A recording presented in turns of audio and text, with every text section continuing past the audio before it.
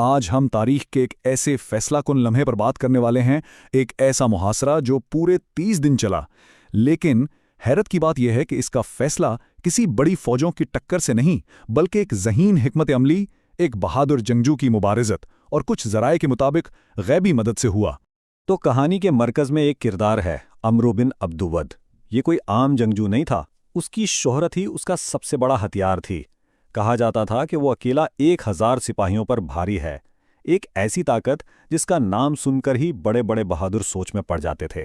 تو آئیے کہانی کے پہلے حصے کی طرف چلتے ہیں اور دیکھتے ہیں وہ ڈرامائی مقابلہ جس نے مہینوں سے جاری تعطل کو ایک لمحے میں توڑ دیا۔ تو میدان میں دو لوگ آمنے سامنے تھے۔ ایک طرف تھے عمرو بن عبدود، ایک تجربے کار خوفناک جنگجو، اور دوسری طرف علی بن ابی طالب، ایک نوجوان جنہوں نے اس چیلنج کو قبول کرنے کی ہمت کی۔ یہ صرف جوانی اور تجربے کا مقابلہ نہیں تھا، بلکہ یہ قائم شدہ طاقت اور ابھرتی ہوئی ہمت کا ٹکراؤ تھا، جس کا نتیجہ پورے محاصرے کا رخ بدل سکتا تھا۔ 1 مہینے سے حملہ آور فوج خندق کی وجہ سے رکی ہوئی تھی، لیکن پھر یہ تعطل ٹوٹا۔ عمر اور اس کے کچھ ساتھیوں نے خندق پار کرنے کا ایک کمزور راستہ ڈھونڈ ہی لیا، اور خندق پار کرتے ہی اس نے سیدھا پوری مسلم فوج کو للکارا، جس سے کشیدگی ایک دم عروج پر پہنچ گئی۔ یہ صرف سرحد پار کرنا نہیں تھا، یہ ایک کھلا چیلنج تھا جو جنگ کا پانسا پلٹ سکتا تھا۔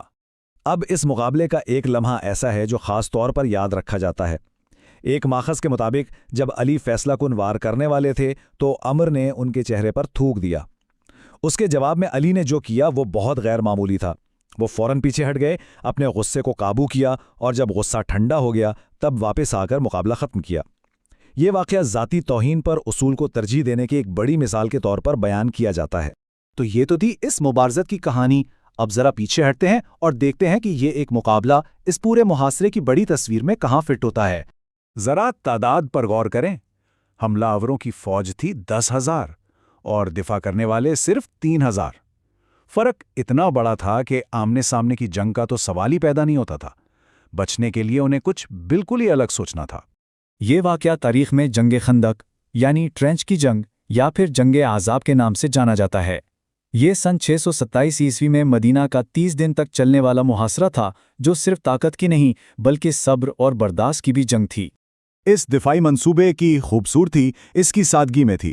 سلمان فارسی نامی ایک صحابی کے مشورے پر مسلمانوں نے براہ راست لڑنے کی بجائے شہر کے گرد ایک بہت لمبی اور گہری خندق کھود ڈالی۔ اس علاقے میں جنگ کا یہ طریقہ بالکل نیا تھا، اور اس ایک چال نے دشمن کی سب سے بڑی طاقت یعنی ان کے ہزاروں گھڑ سواروں کو مکمل طور پر بیکار کر دیا۔ اس نے جنگ کا سارا نقشہ ہی بدل کر رکھ دیا۔ اب آتے ہیں کہانی کے اگلے حصے کی طرف، دیکھتے ہیں کہ اس جنگ کا انجام کیا ہوا، اور ان غیر معمولی واقعات پر بھی نظر ڈالتے ہیں جن کے بارے میں کہا جاتا ہے کہ انہوں نے محافظوں کو سخت ترین وقت میں بھی امید دلائی۔ آخر میں اس محاصرے کا خاتمہ کسی بڑی لڑائی سے نہیں بلکہ قدرت کے ایکشن سے ہوا۔ ایک شدید طوفان آیا جس نے حملہ آوروں کے خیمے اکھاڑ دیے، ان کے حوصلے پست کر دیے اور انہیں واپس جانے پر مجبور کر دیا۔ اس کے نتائج بہت دور رس تھے، اور اس واقعے نے عرب میں طاقت کے توازن کو ہمیشہ کے لیے بدل دیا۔ محاصرے کے دوران حالات بہت مشکل تھے، خاص طور پر بھوک اور خوف کا عالم تھا۔ پلگرم نامی ایک ماخذ کچھ ایسے واقعات کا ذکر کرتا ہے جنہیں معجزات کہا جاتا ہے۔ ان واقعات نے اس ماخذ کے مطابق محافظوں کے حوصلے بلند رکھنے میں بہت اہم کردار ادا کیا۔ ان واقعات میں کیا کچھ شامل ہے؟ جیسے تھوڑا سا کھانا معجزانہ طور پر اتنا بڑھ گیا کہ 1000 سے زیادہ لوگوں نے پیٹ بھر کر کھایا، یا ایک بہت بڑی چٹان جسے کوئی نہیں توڑ پا رہا تھا ایک ضرب سے ٹوٹ گئی، یا پھر ایک صحابی کو سخت سردی میں ایک خطرناک مشن پر جاتے ہوئے معجزاتی طور پر گرمی کا احساس ہونا۔ یہ کہانیاں اس وقت کی انسانی جدوجہد اور امید کو ظاہر کرتی ہیں۔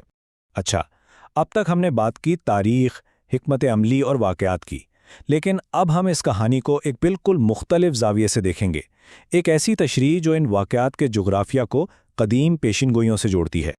تو سوال یہ پیدا ہوتا ہے کہ آخر کوئی ماخذ جزیرہ نمائے عرب کو عبرانی بائبل میں موجود پیشین گوئیوں سے کیسے جوڑ سکتا ہے؟ یہ ہمیں تاریخ سے ہٹا کر ایک مخصوص مذہبی تشریح کی دنیا میں لے جاتا ہے۔ آگے بڑھنے سے پہلے یہ واضح کرنا بہت ضروری ہے کہ یہ معلومات جو اب پیش کی جا رہی ہیں وہ آنسرنگ کرسچینٹی نامی ایک مخصوص ماخذ سے لی گئی ہیں۔ ہمارا مقصد غیر جانبدار رہ کر صرف یہ بتانا ہے کہ اس کے دعوے کیا ہیں۔ یہ وہ بنیادی بائبل کی آیت ہے جسے یہ ماخذ اپنی دلیل کی بنیاد بناتا ہے۔ اس میں 2 جگہوں کا ذکر ہے، تیمان اور کوہ فران۔ تو یہ ماخذ کرتا کیا ہے؟ یہ بائبل میں مذکور ناموں جیسے فاران، تیما اور سلا کو آج کے سعودی عرب کے مخصوص علاقوں سے جوڑتا ہے۔ مثال کے طور پر یہ دعویٰ کرتا ہے کہ فاران اصل میں حجاز کا علاقہ ہے، یعنی مکہ۔ اس طرح یہ دلیل دی جاتی ہے کہ قدیم پیشن گوئیاں اسی خطے کے بارے میں تھیں۔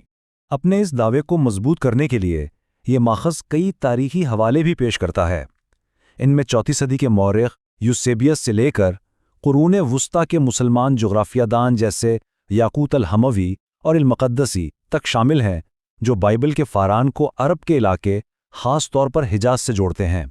یہ حوالے اس تشریح کو تاریخی بنیاد فراہم کرنے کے لیے استعمال کیے جاتے ہیں۔ تو آخر میں جنگ خندق صرف ایک فوجی حکمت عملی اور بقا کی کہانی نہیں رہتی، یہ ایک ایسا واقعہ بن جاتی ہے جس میں معجزات کی روایات اور پیشن گوئیوں کی تشریحات بھی شامل ہو جاتی ہیں، اور یہ سب ہمیں اس ایک بڑے سوال پر سوچنے پر مجبور کرتا ہے کہ کسی بھی عقیدے کی بنیادی کہانیاں اس کی شناخت اور اس کے مقدس جغرافیہ کو کس طرح تشکیل دیتی ہیں۔